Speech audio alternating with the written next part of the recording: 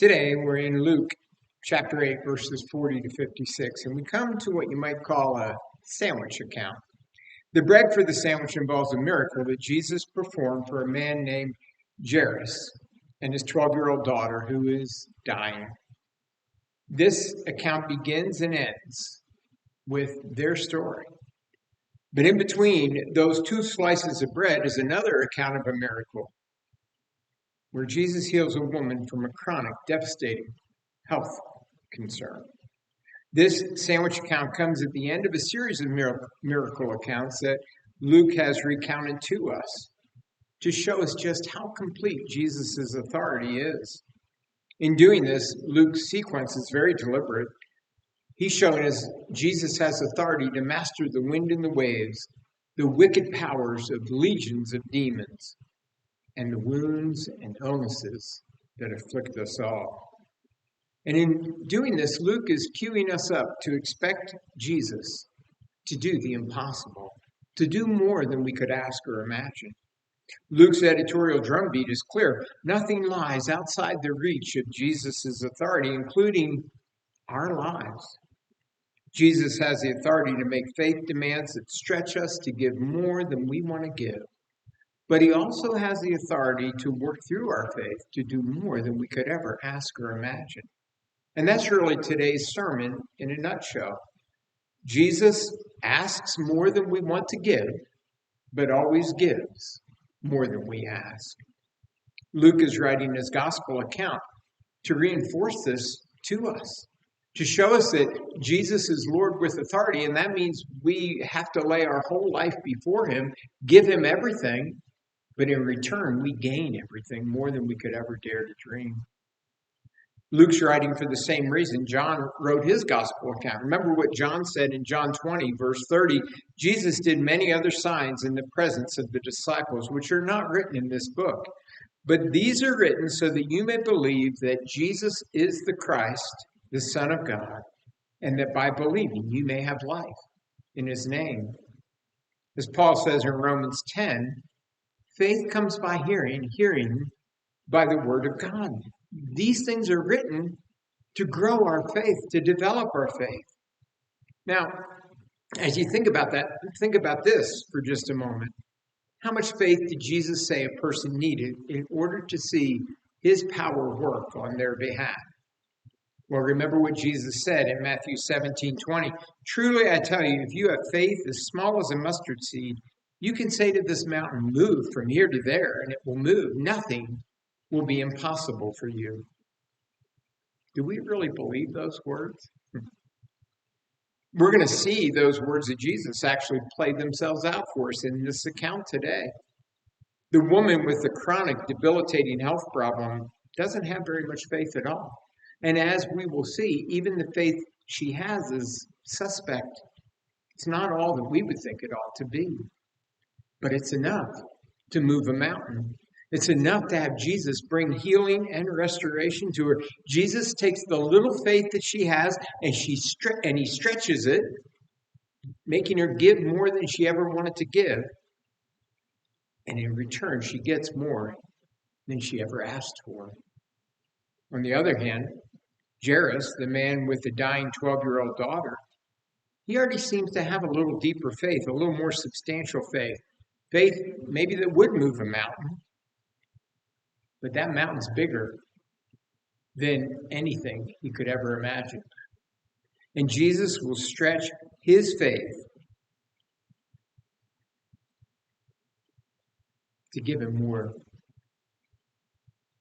than he ever asked. To help us think about all this, let's get a picture in our minds. Picture a man in a storm-tossed sea, bobbing about, a Coast Guard helicopter hovering above.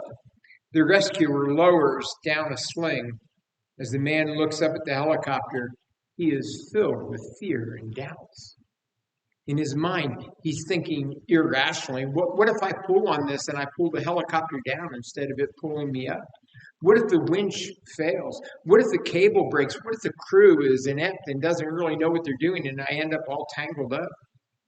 But in the end, it's either reach for the sling and trust or drown. So in desperation, he reaches for the sling. Now, picture a second man in the same situation. But this man is a former Coast Guard rescue swimmer. He's done the drill. He knows the helicopter inside and out. He knows the winch and hoist system inside and out. He even knows the crew and knows how competent they are and how trained they are. As the sling is lowered down to him, he doesn't need a bit of encouragement. He grabs hold and actually enjoys the ride on the way up. No fears, no doubts. Let me ask you a question. Think about both those men. Which of the two men will be saved? And of course, the answer is both. But which will be more confident and enjoy the ride even? Do we simply want to skate by with the faith that will save us and get us by? Or do we want to have a deep, abiding faith that carries us through the roller coaster ride of life with even joy? Think what the primary difference is between the two men in that illustration. It's obvious what it is. It's knowledge and experience. Most people have a tendency to view faith as something that's opposed to thinking. We think faith is going against what we know, that it's almost irrational to have faith. But that's not a biblical view of faith at all. Faith is something that goes in line with and beyond thinking. Both of the people in this account come to Jesus because they've heard something about Jesus. They've heard who he is. They've heard what he's been doing. The woman doesn't know much at all. But she comes knowing that Jesus does amazing things, and maybe he can do what no doctor's been able to do. Jairus probably knows much more than the woman did. He was, Luke tells us, the synagogue ruler in Capernaum. As synagogue ruler, he was the lay leader in the synagogue, and he was there when Jesus probably taught in the synagogue, and he probably even was a firsthand witness to some of the miracles Jesus did in Capernaum. At least he heard about them from firsthand accounts. In this account, Luke is going to place these two stories together. The story of a dying 12-year-old and a woman bleeding for 12 years, of a father begging and a woman hiding in the shadows, of a crowd pressing and a Savior perceiving, and the thread through all these accounts is faith reaches for Jesus. And as the faith of both reaches for Jesus, we're going to see Jesus take that faith and stretch it and ask them to give more than they ever thought they'd have to give, but in return, get more than they could have ever dared to ask. We live between desperation and delay, between waiting rooms and delayed diagnoses, between unresolved prayers for children and loved ones that just seem to go on and on. Luke 8 offers hope. Keep reaching for Jesus, but as we reach, we should expect to be both stretched and blessed. Look at verse 40 through 56 of Luke chapter 8 with me. Now when Jesus returned, the crowd welcomed him, for they were all waiting for him. And there came a man named Jairus, who was a ruler of the synagogue. And falling at Jesus' feet, he implored him to come to his house, for he had an only daughter about 12 years of age, and she was dying. As Jesus went, the people pressed around him. And there was a woman who had had a discharge of blood for 12 years, and though she had spent all her living on physicians, she could not be healed by anyone. She came up behind him and touched the fringe of his garment, and immediately her discharge of blood ceased. And Jesus said, "Who was it that touched me?" When all denied it, Peter said, "Master, the crowd surround you and are pressing in on you." But Jesus said, "Someone touched me, for I perceive that power has gone out from me." And when the woman saw that she was not hidden, she came trembling, and falling down before him, declared in the presence of all the people why she had touched him, and how she had been immediately healed. And he said to her, "Daughter, your faith has made you well. Go in peace." And while he was still speaking, someone from the ruler's house came and said, "Your daughter is dead. Do not trouble the teacher any more." But Jesus, on hearing this, answered him, Do not fear, only believe, and she will be well."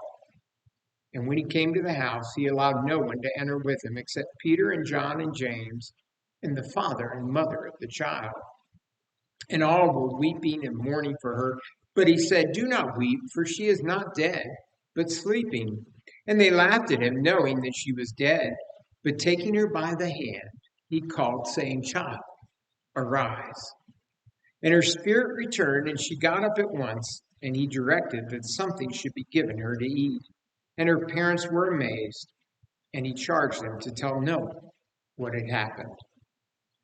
Now, as we think about these accounts, remember, Jesus has just calmed a storm at sea. He's delivered a man from a legion of demons.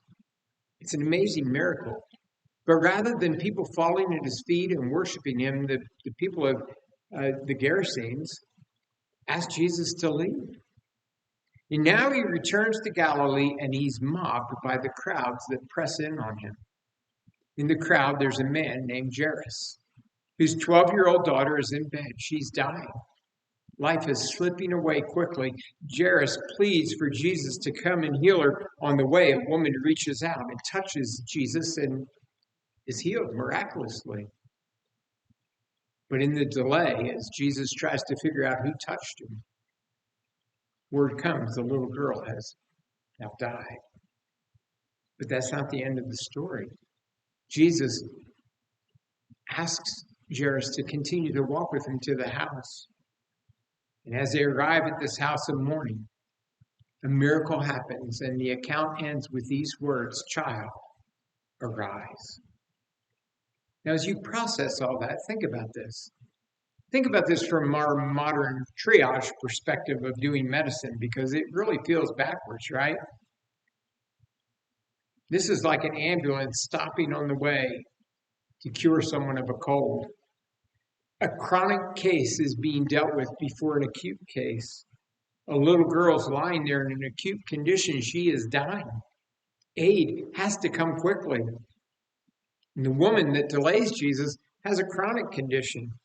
She's suffered with it for 12 years. Another day or two won't make a bit of difference. Jesus really didn't even need to stop and talk with her. The account says that when she touched the fringe of his garment, she was healed immediately. He could have just kept moving on, but he realized something had happened, that power had gone out from him. And so he stops to find out who touched him. The disciples are incredulous that Jesus would do this. Why are you stopping? We need to get to the little girl's house. How can you even begin to know who touched you when the crowds are pressing in on you like this? That's what Peter says in verse 45. Peter's telling Jesus, your question's silly. It's not worth causing a delay over. There's no way to know who touched you. And can you imagine what Jairus must be feeling during this delay? Here's the first thing I want us to see in this passage. Jesus often asks more than we want to give, but he always gives more than we ask. This woman was looking for a stealth healing. Her faith is borderline superstition. It's as small as the smallest mustard seed you could imagine. She was too ashamed, too afraid to even ask Jesus to heal her. Look at verse 44. She literally sneaks up behind him in the press of the crowd, believing if she can just touch the fringe of his garment, she'll be healed. And why is she so desperate to do this? Because Luke tells us in verse 43, her condition has cost her in every way imaginable. She's gone broke enduring the expensive, miserable, ineffective treatments of that day. But on top of that, what Luke doesn't tell us, but what we can know from Scripture and the culture of that day, is that her conditions made her a social outcast. Her continual discharge of blood has made her unclean. She's basically the same as a leper that no one wants to have around, no one wants to touch and have contact with, because to do so would make them unclean. The very last thing she wants is attention. She brings her small, faltering faith to Jesus, wanting to be healed, and what does Jesus do? He demands much more than she ever was willing to give. He doesn't let her just touch the fringe of his garment and walk away thinking that somehow he had superstitiously cured her. He makes her come out of the crowd and identify herself. Look at verses 46 to 48. Jesus said, "Someone touched me, for I perceive that power has gone out from me." And when the woman saw that she was not hidden, she came trembling and falling down before him, declared in the presence of all the people why she had touched him and how she had been immediately healed. And he said to her, "Daughter, your faith has made you well. Go in peace." In a very real sense, what's Jesus asking her to give? He's demanding that she own her shame, that she come out of the shadows and identify herself. And why is Jesus asking her to give so much? To deepen that small, fragile faith that she has. Look what happens as she comes forward in response to Jesus' demand. He takes her shame and calls her daughter. He sends her away in peace. He pronounces she's no longer unclean, but she's part of society again. Because of Jesus, everyone knows this formerly unclean woman who was scorned by everyone and shunned is now clean and restored. All she wanted was a healing. But as Jesus stretched her faith, what did she get? A complete restoration. Jesus asked more from her than she really wanted to give, but he gave her so much more than she asked. He didn't just heal her, he restored her in every way. Now think of poor Jairus. As a synagogue ruler, he's an important person in Capernaum. He's a somebody. People would do what he told them to do without any hesitation. How would you feel if you were Jairus and all this was going on and your daughter was dying, and this miracle worker that you were placing all your hope on was seemingly dawdling? I know I would be stewing and fuming, pacing about. We have some idea of what Jairus was going through here because we've experienced delays ourselves while we wait for divine intervention. Maybe we're waiting for a diagnosis or a new job or a prodigal to come home. Whatever it is, we've all sensed that frustration of waiting and asking, "How long, O Lord?" But then in the midst of the delay, the news comes that the delay has made it too late. The daughter is dead. But Jesus asked Jairus to move on and to walk on with him, trusting beyond the clock, trusting beyond the awful report. Verse 50, "Do not fear," Jesus said, "only believe, and she will be well." So they press onto the house. It's now filled with mourners already. And Jairus doesn't just get the healing that he was initially looking for, but what does he get instead? A resurrection. Taking her by the hand, Jesus called, saying, "Child, arise." And her spirit returned, and she got up at once. And he directed that something should be given her to eat. Jesus demands more than Jairus ever wanted to give. But Jairus gets so much more. He gets his daughter back alive. Jesus does that because his desire for each of us is to have an ever-deepening faith that carries us with joy through whatever this life has to throw at us. Just as he asked this woman in Jairus, he asks each of us for a faith that reaches out to him and is focused on him. Faith isn't wishful thinking. It isn't a performance.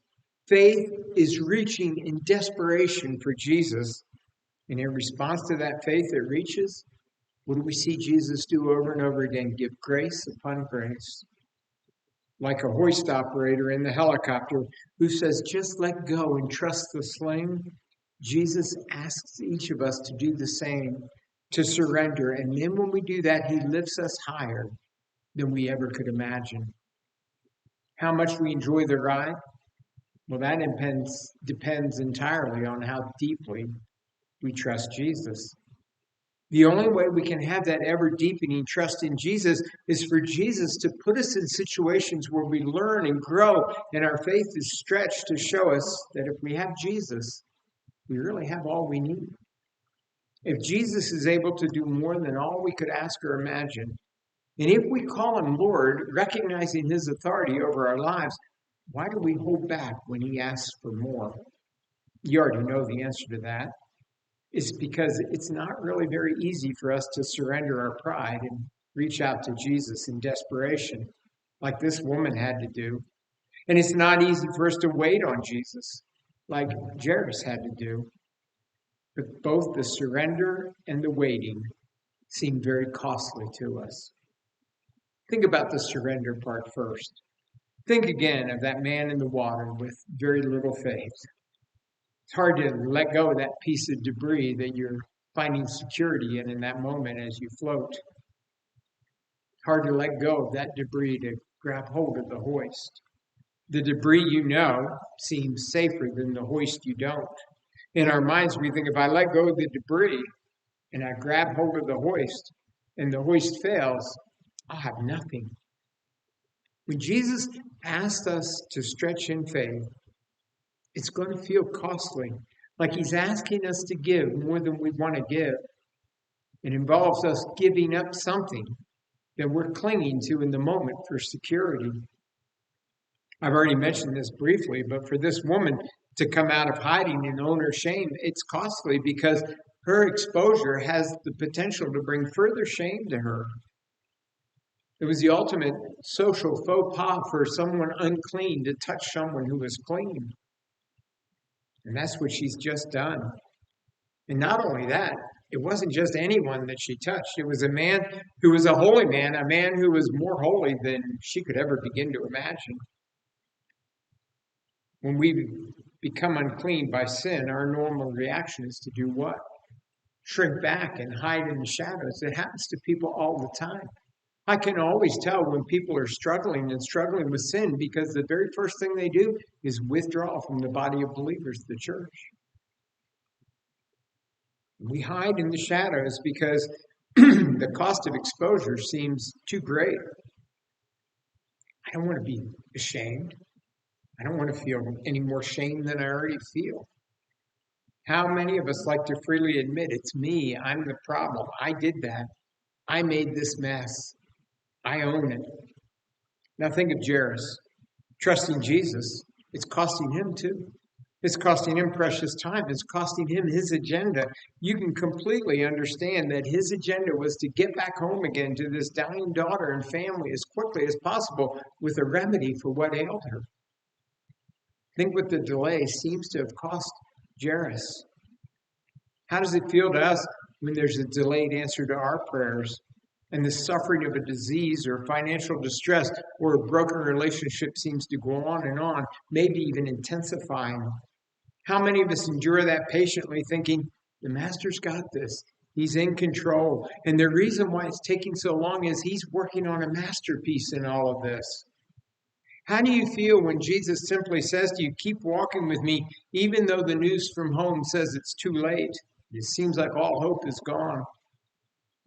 Beyond that, when they get to the house, Jesus makes another demand upon Jairus to trust him, to risk embarrassment by standing alongside of him while Jesus clears the rest of the room of the mockers, unbelievers. It's costly to stand beside someone who's being mocked and scorned by a crowd, like Jesus was in that moment. But that's what he asked Jairus to do, stand with me. How easily do we tend to shrink away when mocking and scorn starts to come to those around us? The reason why we resist Jesus' call to stretch out our faith is that we fear what the cost is going to be. We fear the cost of losing control of our agendas. We feel the cost of facing the shame of our deep need. We fear the cost of disappointment in the delay. That last one's a big one. Think about this. Think how many times you've heard someone say, or maybe you've even said it yourself, I prayed in faith to Jesus, but Jesus didn't answer my prayer. And maybe we even begin to think Jesus has kind of let me down. I had a seminary professor who liked to say, atheists don't pray because they're afraid if they pray, Jesus will show up. And Christians don't like to pray because they're afraid if they pray, Jesus might not show up. We often don't stretch our hand to Jesus because we're afraid. He won't be there. He won't do what we want him to do. We don't really believe that he'll do more than we could ask or imagine. And when we think that way, think what that means our faith is really in. It's not in Jesus to come alongside us and do what's best for us. It's on our own agenda for what we want. It means that we have faith in our script for life, in our wisdom, rather than in the wisdom of Jesus, who, at least for the time, is choosing us not to give the thing we're asking for because he knows what's best. Look, initially, Jesus doesn't do exactly what either the woman or Jairus wanted him to do. He doesn't heal the woman according to her agenda, letting it be a stealth healing. He didn't move toward Jairus' daughter according to Jairus' timeline. But in not giving each of them what they initially wanted, he gives them so much more. To the woman who only dared to touch, he gives a name and peace.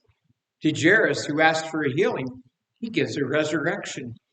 To a house of professional mourners who were full of scorn, he gives a sign of his coming kingdom where death will be swallowed up in victory. How many of you have felt the urging of Jesus to stretch out in faith? And instead, we've shrunk back because what Jesus was asking seemed like it was costing too much. We've tried to avoid whatever it was because it was too much time, too much money, too much commitment, too much shame. You know what really happens when we clutch our agenda and our shame and our fear of disappointment and say too much in response to what Jesus is asking? Well, the truth is, what really happens is we miss out on too much. Disappointment and delay often tempt us to give up before we see Jesus move toward us. That's why we constantly need to be reminded that Jesus often asks more of us than we want to give, but always gives more than we ever ask. And what Jesus asks, here's the amazing thing, he actually supplies. And what he gives always surpasses our asking. Jesus asked for faith. But what does he do? He gives himself to us, and with him, more than we ever asked. Through the cross, Jesus says to each of us, I've got this. I've taken the real death. I've taken the real trouble in your life. I've taken the only disease that can ever really knock you down. I've taken the only death that can ever take you out. There's something amazing to Jesus in this account. Amazing that happens to Jesus in this account as he heals this woman who has this discharge of blood. Look at verse 46. Someone touched me, for I perceive that power has gone out from me. When this woman touched Jesus, he could feel the power leave him in this moment. Luke is doing something intentional here. He's drawing attention to this fact that Jesus sensed that power had gone out from him. He is highlighting that this healing is costing Jesus something. When Jesus calmed the wind and the waves, we don't get that. It was no sweat. He just spoke the word and said, peace be still, and calm came to the chaos. At the end of this account, as he raises the little girl from the dead, Luke doesn't make a point of telling us that it cost him, that power had to go out from him. And yet when this woman touches him in the press of the crowd, he loses power. He senses it. It's no wonder he stops. Because of her blood flow, remember what I said, she's unclean. It hasn't been able to go into public worship for a long time. She couldn't have gone to the temple or synagogue. The ceremonial laws that we read about in Leviticus, they made people like this woman unclean and unable to go to worship. Well, they were given by God to show us and to show the people then that sinners were not acceptable in the presence of a holy God. The unclean couldn't come into the presence of the clean. No matter how hard we try, we can't make ourselves clean. It's impossible. We need a priest. We need a sacrifice to intervene. As the unclean encounters the holy God, God was giving Jesus and us a foreshadowing of what was going to happen at the cross. The reason that this woman became clean wasn't because her uncleanness simply vanished into the air. It was because Jesus took her uncleanness, her uncleanliness. She got strong because Jesus got weak. This is a substitution that we see take place on the cross. 2 Corinthians 5:21. Picture what happens with this woman in the words that Paul writes here. God made him who knew no sin to be sin for us, so that in him we might become the righteousness of God. The only way this woman could become clean, the only way you can become clean, the only way I can become clean is at the expense of Jesus. It's a costly cleansing. At the cross, he has to be defiled. He has to be cut off. He has to be thrown out. He has to be forsaken so we can be taken in, have peace, and be called son or daughter. At the cross, what does Jesus ask us to give? All of our sin and shame. Lay it there at the foot of the cross. And what does he give us in exchange? More than we could ask or imagine. His righteousness, sonship, adoption into the family, and the Spirit of God filling our lives. What was true for this unclean woman, what was true for Jairus and his daughter, is true for each of us. Out of desperate faith, Jesus brings healing and resurrection in his perfect timing. In view of the cross, how do we respond? We offer what he asks, and we live in the expectation he will give more than we could ever dare to dream. In the knowledge of the cross, we can see that because Jesus has given himself, we can now give him everything. The cross beckons us to bring our need to Jesus, trusting his power, even as we wait in the unknown. Think of how Luke describes the crush of the crowd around Jesus that day. People are pressing in around him. Everybody's bumping into him. But only one person had faith that actually connected to him in a life-changing way. You see the lesson here about faith? You can be bumping into Jesus. You can be around Jesus all your life. You can be crowding in on him. You can be talking about him. You can even be admiring him, singing his praises, cheering him on. You can go to church. You can go to Bible studies, but never really connect to Jesus because in desperation, you've never really stretched out your hand to him. If you know all about Jesus and even hang around in a Jesus crowd, but never reach out your hand to him, then you don't have Jesus at all. It's like knowing all about the helicopter and the crew and the winch, but never reaching out to take hold of the hoist so it can save you. This unclean woman had little faith. In fact, you could argue what she had borders on superstition. If I can just touch his garment, I can be cured, healed.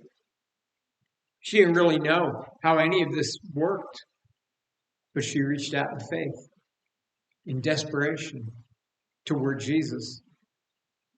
Do you see what Luke and Jesus are trying to show us here? It's not the size of our faith. It can be as small as a mustard seed. It's the direction of our faith. It heals us and saves us. Today, our world really says the opposite. The world says it doesn't matter what you believe. It doesn't matter the direction of your faith. All that matters is you really believe it. What does Jesus say it is that heals this unclean woman? Daughter, your faith has made you well. At first, she thought it was just some kind of magic power. If I can just touch his garment. But think about this. Like I said, many in the crowd were pressing up on Jesus.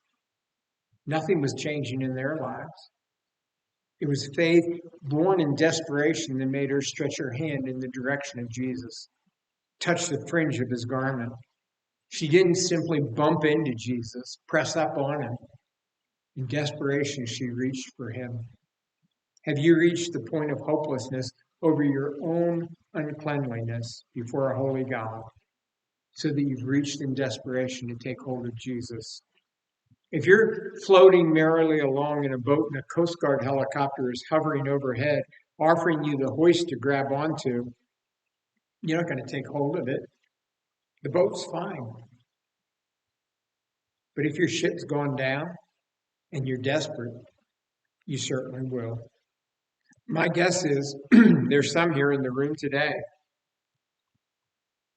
who've crowded around Jesus for a long time, but never reached the point where you've been pressed in desperation to really take hold of him.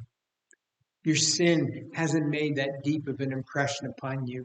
You think you're floating merrily along through life, getting by just fine, rowing your boat. Maybe you felt inspired because you've been part of a youth group that made you feel good, or you sing songs that give you the tingles. Maybe having a religion that you practice brings you comfort and stability. But have you ever really stretched out your hand to Jesus? We've experienced the experience of those who are experiencing Jesus, but we never experienced Jesus ourselves because we've never come to that moment when, in desperation, we've heard his cry to take hold of him.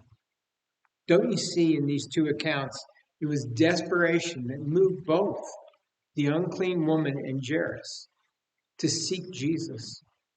The woman tried everything else, come to the conclusion no human being could help her. Maybe Jesus could. Jairus was desperate. His daughter was dying. He fell at Jesus' feet and pleaded with him to come. And then the news comes that the daughter's already died. His agenda no longer matters. All he can do is hold on to the hope Jesus gave. Do not fear, only believe, and she will be well. You know, the main reason people don't find Jesus isn't because they have too little faith, but because they have too much pride. Jesus is calling you to stretch out your hand to him, and you're saying, no, I've got this. I can row my boat just fine. I don't need the hoist. This account teaches us that faith isn't something we have to work up from within ourselves. Faith is simply admitting the truth that we are helpless, that we are weak, and without Jesus, we are nothing. Are you there yet? Listen, if you will keep the cross in view, it will always remind you how desperate your state truly is. It will tell you that you were so lost, so broken, so sinful, so helpless, so unclean, that the only way you could be saved was for God to send his own son to die for you. That's why I always tell people, don't make the cross generic. Don't say Jesus died for us. Always look at it and say, he died for me. Let that press in upon you. Let that help you realize how desperate you are, so you continue to reach out to him in faith.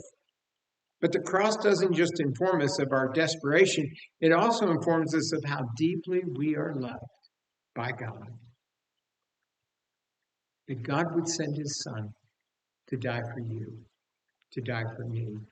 It's seeing how deeply loved we are that allows us to keep on keeping on in faith, even in the midst of the delays.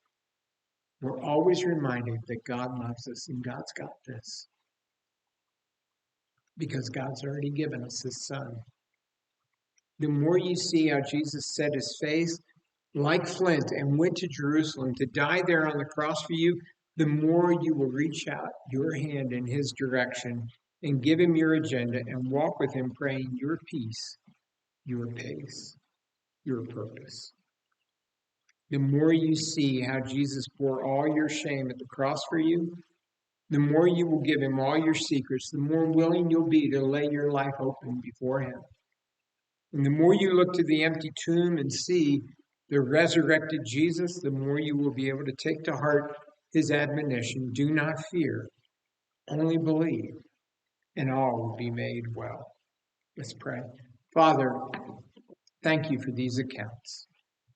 They show us what faith is. Faith is reaching and waiting. Faith is living in the sure and certain hope that as we reach and wait for Jesus, there will always be more than we could ever ask. Father, help us to be willing to give all that we are, our shame, our success, everything. Help us to give it all to Christ, knowing that he will give us back more than we could ever dare to dream. He's already done that as we look at the cross. Let the cross remind us of how desperate we are for Jesus and how deep your love for us is and all the hope that's ours. because Jesus came and lived for us and died for us and rose again. We ask this in Christ's name. Amen.